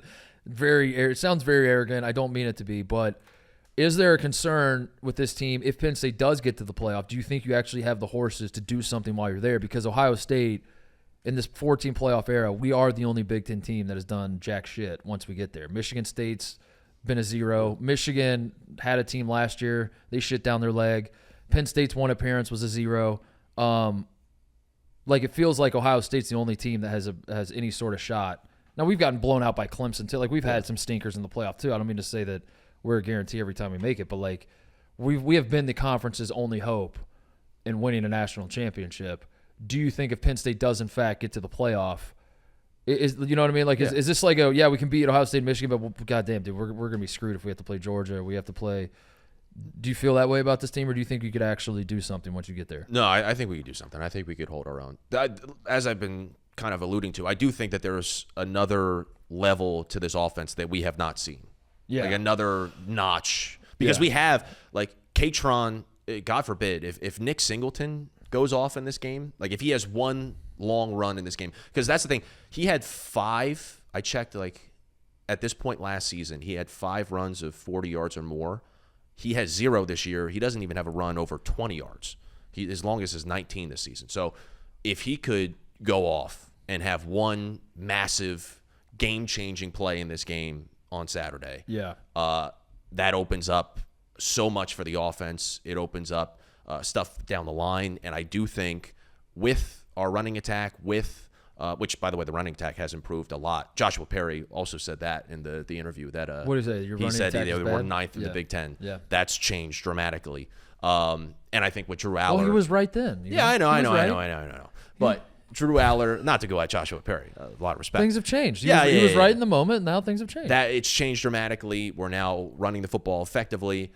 Still not explosive, but we're able to get 4 yards here, 5 yards there. And then as the game goes on, we just wear them out, and then that's when the big runs come into play. So I would watch out for that in this game too, because now we will be playing in the fourth quarter with Singleton and Allen. How does that go about? And the fact that they're constantly rotating keeps them fresh. How insufferable are you going to be if Penn State wins? Are you going to come in and just rub in my face? I'm not going to be insufferable because I'm not. First of all, you should be. I don't want you to be insufferable to me because I want to go on record again for anyone watching and listening. I am not doing a guarantee. I am not saying Ohio State's going to win. I am none of these things. The point of having you on was not to be like, you dumb bitch, why would you think Penn State's going to win? They have no shot of doing that. I was curious as to why you were so confident because I think being confident, if you're playing a top 10 team in college football and under any circumstances, even if you're the number one, even if you're 2019 LSU, if it was me, I would never be that confident. I'd be like, dude, this is college football. The wildest shit can happen at a moment's notice. And you just felt so confident. I was like, I gotta have you explain this because I find it so fascinating. So I do think if you're right and Penn State wins, you deserve your flat. You deserve a victory lap, dude. I just don't want you to don't stomp on my grave as you're taking the victory lap. Well, that's all I'm asking. I've never been that type of fan. I'll be on the stream Saturday. I think I have to check that with Brandon. I'm gonna be on the stream. Okay, Saturday. yeah, but so please just don't give me a max. No. What do you say to PFT? You little small. You little whatever order it was. I'm not that type of fan. I'm not, and that's why I don't necessarily think that it's great having me on the streams. Obviously, I'm a Penn State fan. If the Phillies are playing, I'll go on the stream. But I'm not in your face. That's not me. I will not be like that towards you on Saturday. And if we win, then I'm not going to be like, I fucking told you so, you fucking... I'm not going to... That's not who I am, but I will shake your hand. But you should be able to do something. I'm not making a bet because, again, I don't believe strongly either way. But you have agreed to, if Penn State loses, in light of how confident you are, you will wear a dunce cap on Mostly Sports and sit in the corner for an entire episode. But I think there should be a flip side to that. I think if you're right, if you are calling your shot before a snap of football has even been played in the season, and then Penn State does go into Columbus and win, you deserve something. How about this? I'm going to be recording a reaction podcast to the game, win or lose, kind of what you saw in the preseason, that same vein, probably 20, 30 minutes. Maybe you come on for a minute. I'll come on. Yeah. I'll come on. Mark Titus here. I'll come known on. Buckeye alum. Yeah. I was wrong. Oh, come on. Not even that you were wrong because I wasn't wrong. I didn't say anything. But say something nice. Maybe I'll just be like, man, you called it. I'll slap you on the back and give you an attaboy. Give me a fist bump. You know what else I'll do? I will give you 100% of my Mostly Sports merch earnings for the next week. For the next week. I mean, I might as well just quit my job if that happens because that's going to be loads of cash. You're going to be rolling in the dough. No, I'll come on the show and I'll say, I'll obviously cheer for Penn State moving forward. If you guys beat us, I want you to beat Michigan too. So that'll be what is this? This is a rivalry to you guys? Like this is this? Are we the rival for Penn State? You don't really have a rival. Feels like you don't really have like one single rival. Michigan, I don't like. Now I'm starting to get more respect for them because they're actually winning. But they were just talking shit nonstop when they were choking or when they were garbage. Like, I don't like Michigan. But now, as I said, they are the top dogs of the conference, and you do have to respect them. I still wouldn't call them a rival, though, and I wouldn't call you guys a rival. I respect you guys a lot, as I have for the past however many years, because you guys have won every single game against us outside of 2016, and because up until the past 2 years, you guys were far and away the best team in the conference. So I wouldn't call it a rivalry, and we kind of have our mantra is unrivaled. Like I was on the unrivaled pregame show when I was in college. See, I hate that, dude. It's a rivalry, Connor. But a rivalry doesn't have to be. A rivalry doesn't have to be this is the only game we care about this season, or we give a trophy away if you win this game, or it doesn't have to be all that. A rival is just sometimes, like every time we play, it feels like it's a big game. Our states border each other. We're in the same conference. We're fighting for the same shit every single year where there can only be one division champion. Yeah. We can't both win the championship. That just feels that's a rivalry. It doesn't have to be like this is like Michigan is our bigger rival. It's weird being the second rival. That's really what it is. That's what it is with you guys. It's like you know that Ohio State's a rival. You just don't like being our second rival. We can't have you as our biggest rival, and then you're like, oh well, they're like our we don't really care. That's exactly what it is. But that's not a rivalry to me. Deep down, going into every year, if you could, without even knowing how good either team will be in the year 2040, the number one game that you want to win more than any other is Ohio State. You know that. Now it varies between Ohio State and Michigan. I want to win both bad. Yeah, but they're both rivals. Yeah, okay. They're both rivals then. It's okay to have two rivals and to be...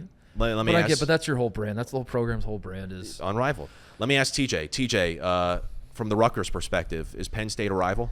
I mean, we don't like Penn State, but you guys don't give a fuck about us. Yeah, it's like very, very... Like, we chant fuck Penn State no matter who we're playing against on third down. Oh, really? But, yeah. I didn't know all that. Yeah. We used to play each other all the time when, we were both... before Rutgers was in the Big Ten. Were you both independent back in the day? We've beaten them twice ever, though. And when Rutgers did join the Big Ten, and that was right when the Big Ten Network came around. Yeah, I think that maybe they hypothesized. They were like, this is going to be the new rivalry. New Jersey, Pennsylvania, Northeast, but they're both in the East. Neither of them have East rivalry, but we never come close to beating them. So. It was Rutgers and Maryland. They were trying to stew up as our rivals. Yeah. And then now, I mean, this at least has the Pennsylvania rivalry, but Pitt... People are always saying that Pitt is our rival. West Virginia, that game this year, they're like, oh, this could be the new rivalry. It's like, no, we really don't have that.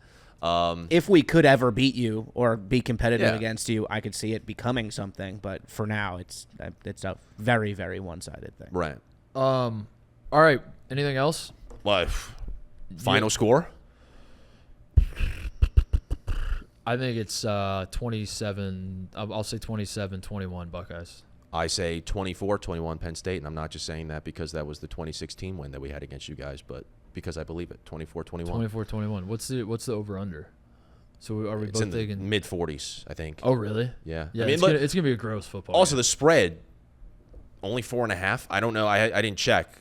That is low compared to the rest of the games in this series. Like, I think the people know this is going to be a dogfight. It's going to be a close game. Yeah.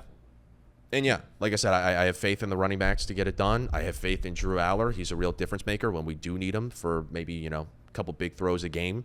And then defensively, I think we're going to play lights out, and I think we're going to cause havoc. And yeah, if we win this game, going back to your question earlier. So if I have full faith that we'll be able to compete at a national level. If Aller's not made for the moment and the shoe just swallows him alive and Marvin Harrison Jr. is just wide open and Travion Henderson's running all over the field and the Buckeyes win like 35-7, I'll be crushed. It's suey season for I do see it. If Ohio State, put it this way, if there's going to be a team blowing somebody out, it will be Ohio State blowing us out. And I do fear if we go down, not by a touchdown or 10 points, but if we go down by 2 scores, is our offense and the way you guys play defense going to be able to come back and get back into the game? Yeah. I don't know. We got to get up. I agree with that. Like I think we have the capability like with Marv and even Ibuka and Phil, like our receivers like give us the capability for the home run play. Yeah. In a way, but your defense is awesome, so I don't think that's going to happen. But it only takes like one play. It takes like one just bomb that like your guy slipped and Marv's wide open and he just runs wild. It's gonna be an awesome game. I'm excited for it, and I apologize if I come across as mocking you. Not at all. No. I'm not. It was just like I was just stunned. It was just like, yeah, I don't know. It was just like like it never.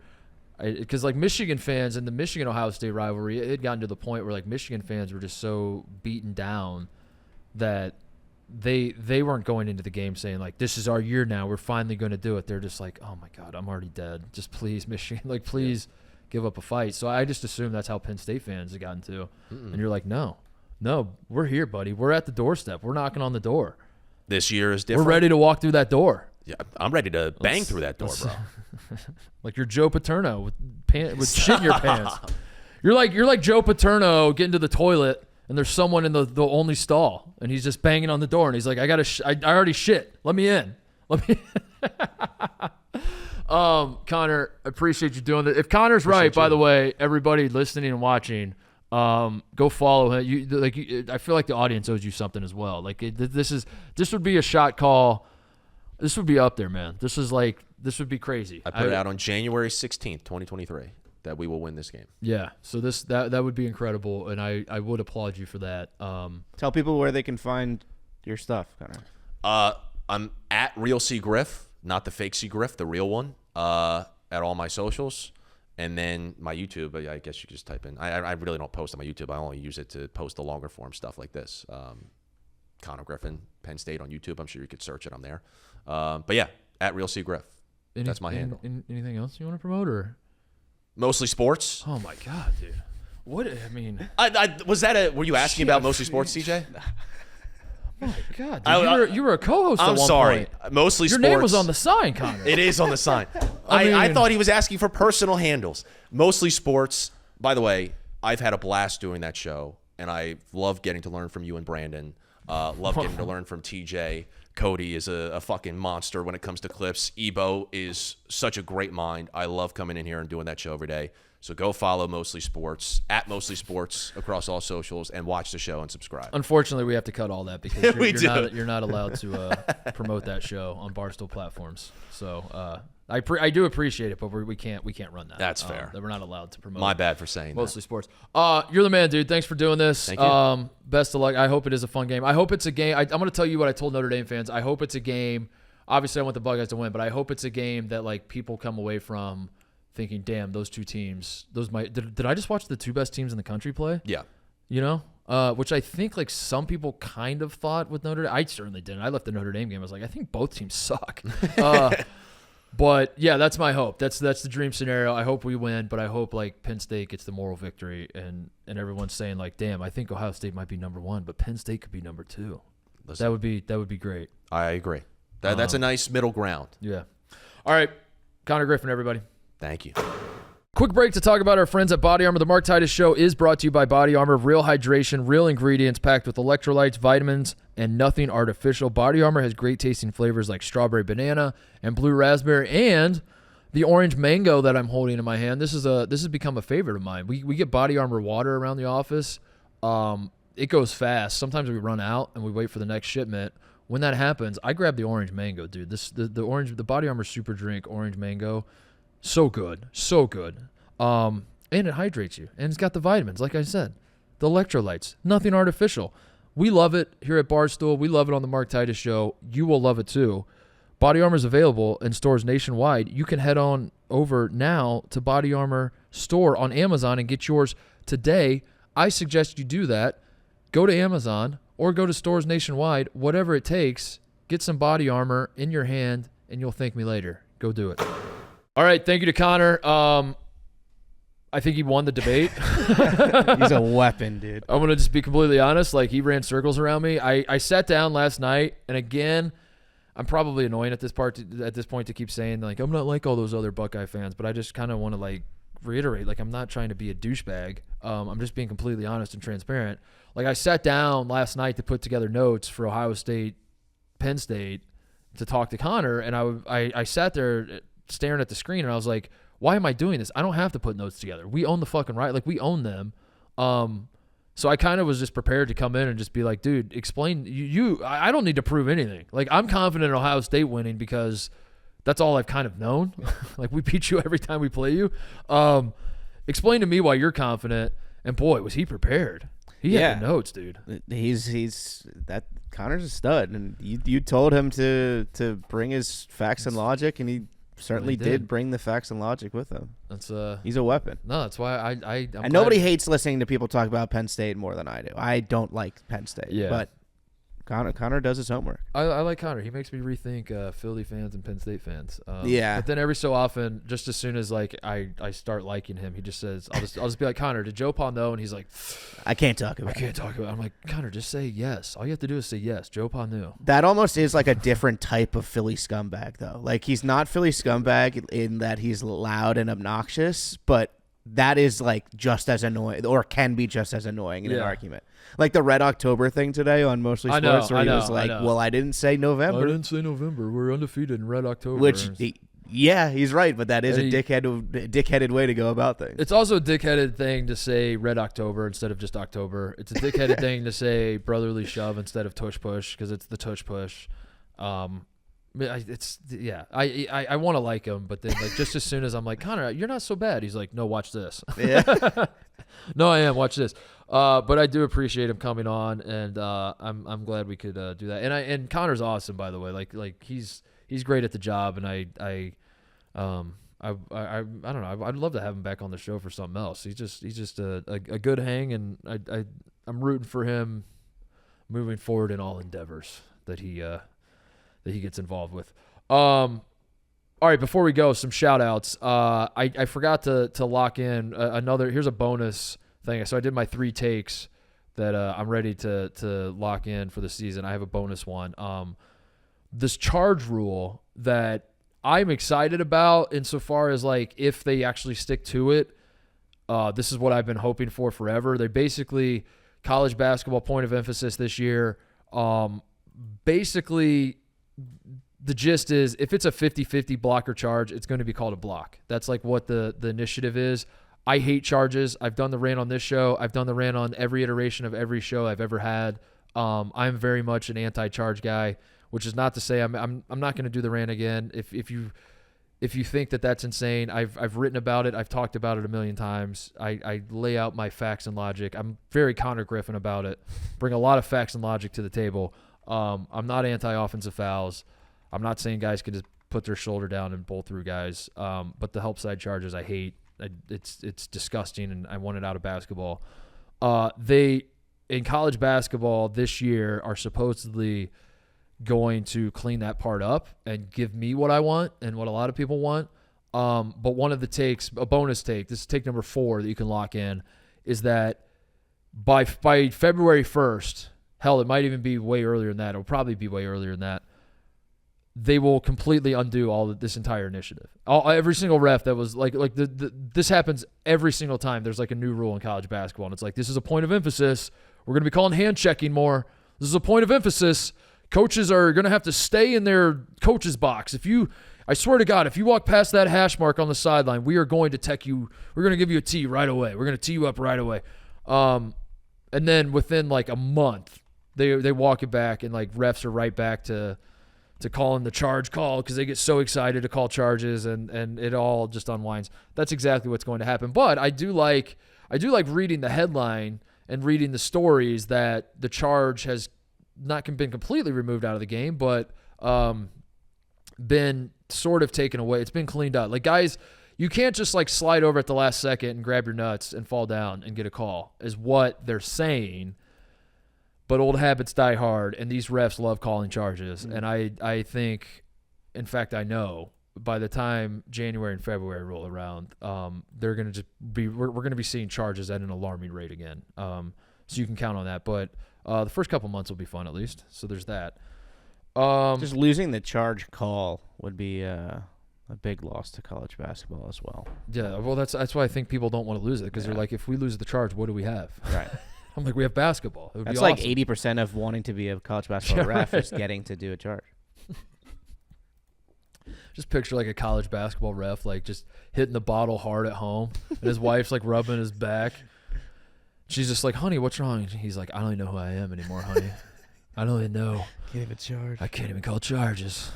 Look what they've done to me. We used to live in a proper country. I'll never forgive Titus for this. Shout out before we go. Shout out to Jim Boeheim. He is you might remember that name, folks, if you're a college basketball fan. He used to be a head coach at Syracuse, believe it or not. He is he just I don't know why I said it like that. He is going to be working at ESPN this year. I could not be more excited about this. Jim Boeheim is a legendary curmudgeon, a legendary dick. A legendary calls him like he sees him guy. That's going to be awesome. Like, this dude putting a microphone in front of this guy and saying, just, hey, Jim, what do you think? Is going to be awesome, because he is going to just let it rip. He does not give a fuck. And we're going to be better for it as a college basketball community. It reminds me, I think this is going to remind me of when Bob Knight worked at ESPN, and like they would have him call Kentucky games, and he would just call John Calipari a cheater live on the air. And they had to, they like ESPN put in a rule where like Bob Knight can never call a Kentucky game, because every single time Kentucky or Cal came up, he was just like, that cheating son of a bitch. Bring him to me. I'll fucking read. You know, like that was Knight's attitude. I think Jim Boeheim's going to be that way, where if he's on set and he's talking about teams, he's going to say some shit where like the host of that's on set with him is just going to side eye the camera and just be like, are we cutting the feed? Are we going? Like, I think he's just going to go in on everybody. The thing I'm most curious about is, what if Syracuse is good this year? What happens next? How does Jim Boeheim handle that? If there's like a groundswell out of Syracuse where it's like, finally we got, because, you know, Rico came on the show, said he's expecting some man-to-man out of Syracuse. He also expected the air raid out of the Navy offense. So we'll see. We'll see with that one. But if Syracuse is winning some ball games, and they're a little bit better than they've been in years past, which I don't think they're going to be, but if they are, that's going to be fascinating to watch Jim Boeheim, as like the Syracuse fans have this attitude of like, man, we're fine. Like, Boeheim was holding us back those last few years. Thank God we got Autry in here, and like, you know, we're not playing zone defense anymore, and we're winning some basketball games. Man, it feels good to get Boeheim out of the picture. And then Boeheim is on air regularly talking about the reemergence of Syracuse on the basketball landscape. God, I can't wait for that. Watching him try to talk through his emotions of that, I don't think it's going to happen. But that's my dream scenario. It was like Jim Boeheim being happy for his guy, because Autry's his guy. Adrian Autry's his guy. That's how he got the job. But you and I both know, TJ, that the Jim Boeheim is not going to want Syracuse to win the national championship this year. He might like cash in his Money in the Bank contract to get a coaching job at like another school, like whatever Ivy League school wins their automatic qualifier, so he ends up in the tournament against Syracuse. So he stops it from happening. Yeah, he said, I brought you into this world, and I'll bring you out as well. He is the all-time. He's not the biggest asshole college basketball coach ever. He's not the biggest. He's not the biggest scumbag. Jim Boeheim is without question the number one most petty college basketball coach that has ever lived, and the most passive-aggressive college basketball coach that has ever lived. And he will get his vengeance. What's the line from Gladiator? I will get my vengeance in this life or the next. Like, he will. If he feels if there's like someone that has wronged him, if the Syracuse fans start like getting some type of way about how they're glad he's gone or whatever else, he will find a way. He will. He is not going to go on air and take the high ground. I promise you that. So that's the dream scenario. But either way, whether it's Syracuse or not, whoever it is, like Jim Boeheim's going to let it rip. And I can't wait to see it. So shout out to him. This is going to be Jim Boeheim, come on the podcast. That would be an awesome interview. Yeah, let's do a co-podcast with their show. We'll do a host swap for one day. Yeah, we have great relationships with ESPN, right? They love us. And then the last thing I want to say is I never asked you. You talked about the Rutgers trip. You never talked about the basketball implications of this. You never talked about biggest recruiting weekend in school history. 3 5-stars on campus. Arius Bailey taking Dylan Harper on a little recruiting trip. I saw them walking around the Athletes Glen. They look like best friends, to be honest. Yeah, so it feels right. It feels like a duo. You ship them? Is that what the kids say? They're those two. I mean, I've watched footage of them playing together. I don't know how much you have. They're fucking insane. And I know like other schools get to see like players of this caliber more often. They're fucking insane. Well, that's why Dylan Harper should go to Rutgers, because it gives me vibes of when Zion was toying with going to Clemson, and I so badly wanted it to happen. Because at Clemson, like if Zion would have went to Clemson, they would have started building a statue before he even played a single second. Yeah. Yeah. And why wouldn't you go to a school like that where you can still be good, you can still be great, you still make the NBA, and you can be a legend forever? And if like Dylan Harper went to Kentucky, he's just another dude. Correct. In a long line of dudes. So I'm very much rooting for him to go to Rutgers. That'd be so awesome. It would be the greatest year of. Well, it would be one season. Yeah, but it would be the greatest fucking season of all time. But then you also get him in the NBA, you know? Like whatever he does in the NBA, you get to claim it. Yeah. You get to say that was us. Rutgers, you get to use it in recruiting, all that sort of stuff. I think he's waiting till the spring to commit. I was going to ask you that. Like when do you start to get concerned if he hasn't committed? If you're already there? No, I'm concerned just because we've been fucked out of recruits 1 billion times in a row. Saquon Barkley committed to Rutgers. Oh, he did? Committed. I didn't realize. And then he went back and put up like 4 touchdowns a game his senior year and was like, but he wasn't very good though, was he? That wasn't that much of a miss, was it? So, yeah, I Mac McClung originally committed to Rutgers. Dude, I need the what if Rutgers list. Yeah, I need the list of guys. Were you like was Kyrie ever Rutgers? He's a Jersey guy, right? Who else? Carl Towns. Derek Character was literally I remember that every guy back good. Jonathan Taylor. He ended up sucking though. Derek Character. He went to Louisville, I think. All right. Do you have any shoutouts? Anything else? No. I'm excited for you versus Connor this weekend. I know, dude. Are you coming to the stream? Yeah. Well, Brandon committed me to the stream where he was just like, nice. Yeah, you're coming, right? Because Big Ev can't be here. So I guess I'm gonna be on the stream. So tune in for that. Titus getting hype in the cave. Can we get a let's go?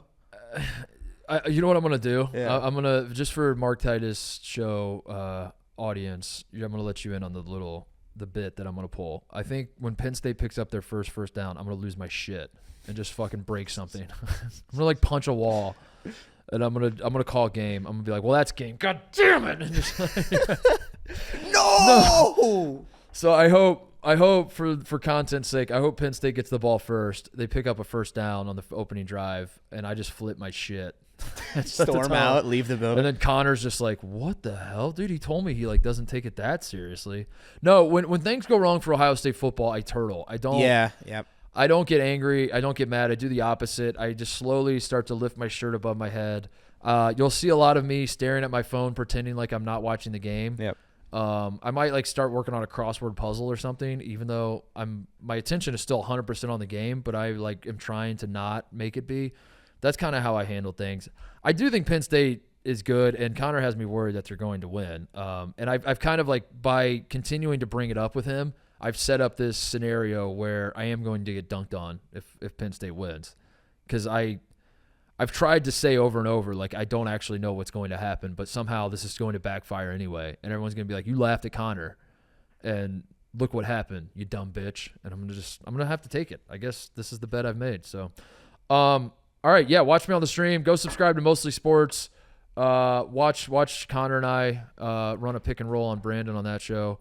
And thank you for watching. Thank you for listening. Subscribe to everything. College basketball is here. We're doing some previews, I think, next week. I'm going to try to really dive into some of these some of these conferences and teams and all that sort of thing. But in the meantime, Purdue, the Final Four, Kentucky will be good, which the nice thing about that one is I can just move the goalposts whenever I want as to what good means. And I think the Big East is going to be the best conference.